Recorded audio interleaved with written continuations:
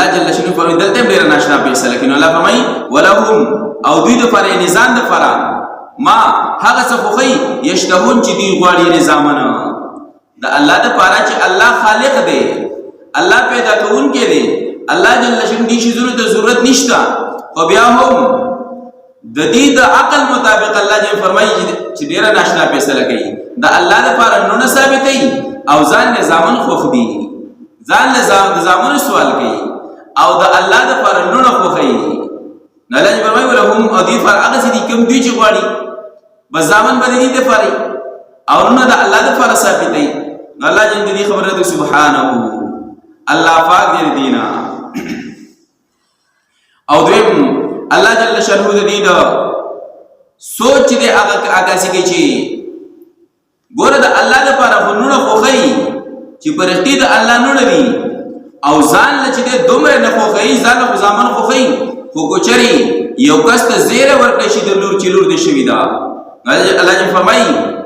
نو د ډېر خفګان او د ډېر هیبت او د یېر د وجینا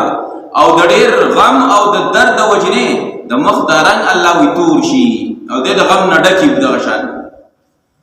چې دا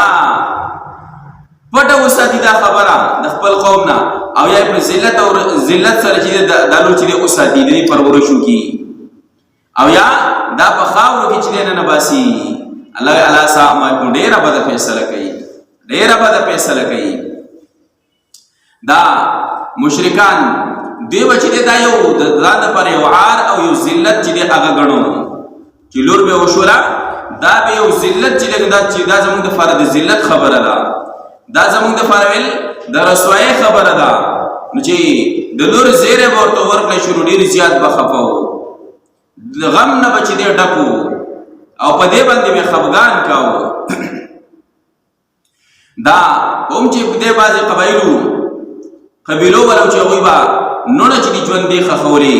ام یدسه په التراب. الله ذکر چې دیو چې دا نه واسم په خاورو کې نو دا بنو خزاعه او دا قبیله مزر دا چې دی بنو تمیم دی په ژوند دی خوري ژوند دی به نو خوري بلې کولې به نو اول خو بداو چې موقع ورته ملاو شو لور به وشو خبر بشو نو ابتداء به چې اغام لکوله کبیا به داسې ونشو خبر ورته ورکړ شو نو ډیر زیات بخپه او غمجن وو او بیا به دغه پرورش کو چې داسې شپږو کالو ته به ورسېدله. نو بیا به په دغه ټیم کې مور ته به ورلوي چې دا ماشومه سنبال کو داسې بهر ته چې چکر لګو دی یای بهر ته بوزم او دا به قسم باغله او چې د دشت دی به بوته ولته به چې کندو لويسته او ژوندې به کې خخ کړل وجله به ژوندې به کې خخ ولا داسې ظالمان. نو دا بدی عمل کاو او په سورۃ تکویر کې الله جل شانه دغه ماشومان چې دې کې ماشومان ژوندې خخ کړی شي وي